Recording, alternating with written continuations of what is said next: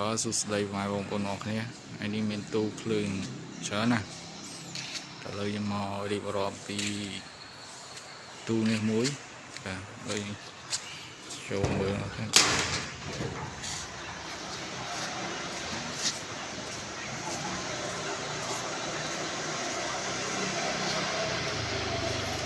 នេះទូ115ពេហើយមានគីឡូប្រភេទគីឡូ DLC ដែលយើងនេះគឺយើងតប្រយោលបាទមាន2គីឡូភ្លើងនេះដូចគ្នាប្រភេទដូចគ្នាប៉ុន្តែថាតខុសគ្នាដោយសារតែមួយវាមានពែទាបហើយមួយទៀតមានពែធំអានេះវាពែធំដែលគេភាគច្រើនគេនិយាយថាតប្រយោលនិងតដោយផ្ទាល់នេះគឺតផ្ទាល់គឺចេញឲ្យចូលវា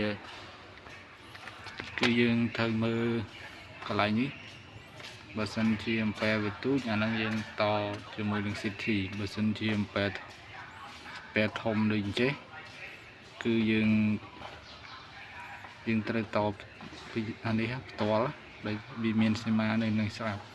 អត់មានអីទេនេះជាប្រភេទគីឡូភ្លើងទូចសម្រាប់គ្រប់គ្រងមើលក៏ដូចគ្នាដែរហើយអានេះគឺត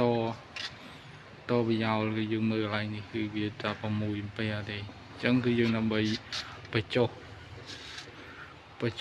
តង់សុងពីដូចថា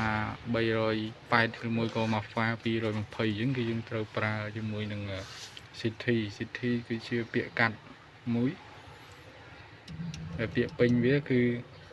current transformer អាហ្នឹងណាបាទអាហ្នឹងគឺយើងទៅចុះប៉ុន្តែយើងអានេះជាគីឡូរូមទេគីឡូរូមមួយហើយអាខាងក្រោមនោះគឺគីឡូមួយដែរទេអាខាងហើយទូ9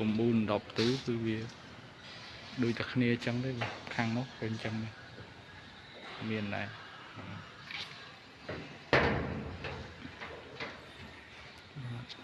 វីដេអូមានប៉ុណ្្នឹងទេបងប្អូន